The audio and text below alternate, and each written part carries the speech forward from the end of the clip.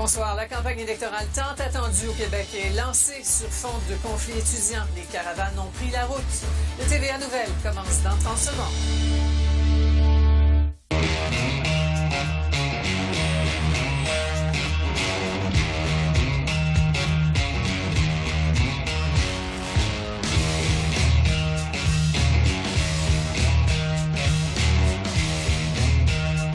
Joignez-vous au maître du style. Un taillage de précision, un rasage de près, un fini impeccable, grâce au nouveau rasoir Fusion Pro Glide Styler de Gillette. Le nouveau rasoir Fusion Pro Glide Styler et le gel à raser de Gillette.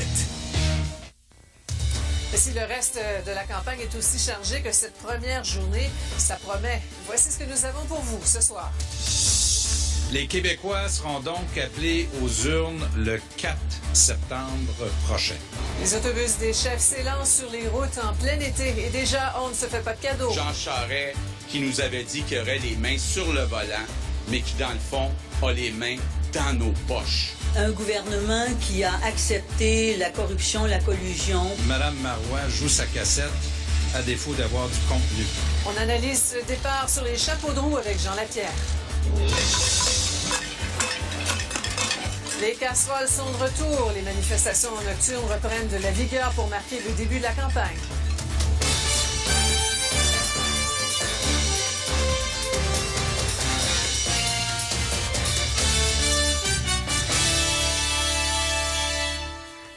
Alors, après des mois de rumeurs et de démentis, cette fois, c'est bien vrai, le premier ministre Charest, vous l'avez entendu, qui appelle les Québécois aux urnes le 4 septembre qui vient.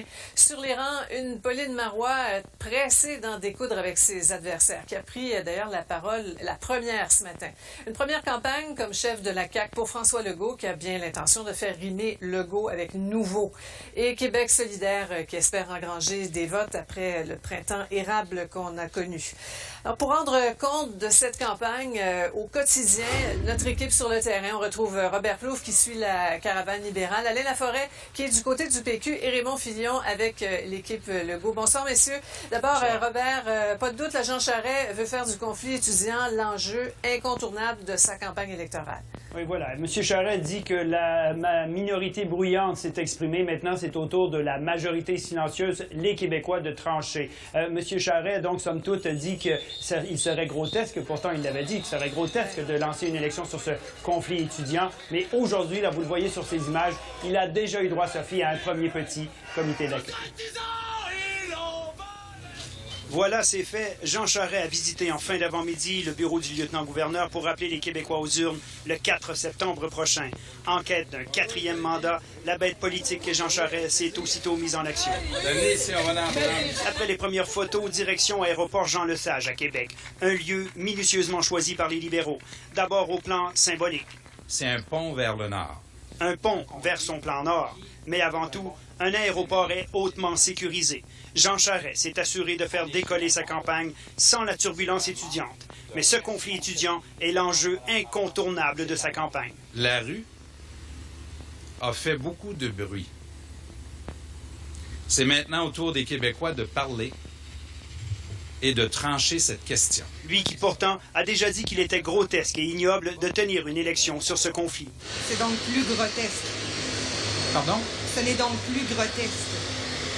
Ben, je continue de dire que c'est pas l'enjeu que je voulais, mais puisqu'il faut que les Québécois décident, ils devront décider. Il accuse Pauline Marois de vouloir plier et donner aux étudiants tout ce qu'ils demandent. L'élection du 4 septembre n'est pas comme les autres. Nous devons décider du type de société dans laquelle nous voulons vivre. Justement, casseroles et carrés rouges l'attendaient en début de soirée dans Tachereau. Tant pis, disent-ils, s'ils font le jeu de Jean Charest. Il dit ça pour qu'on arrête de le faire.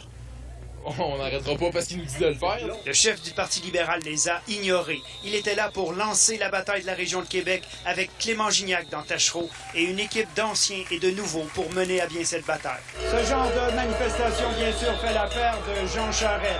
Lui qui dit prôner l'ordre, la responsabilité et le leadership et qu'il veut opposer au carré rouge et à la rue de Pauline Marois.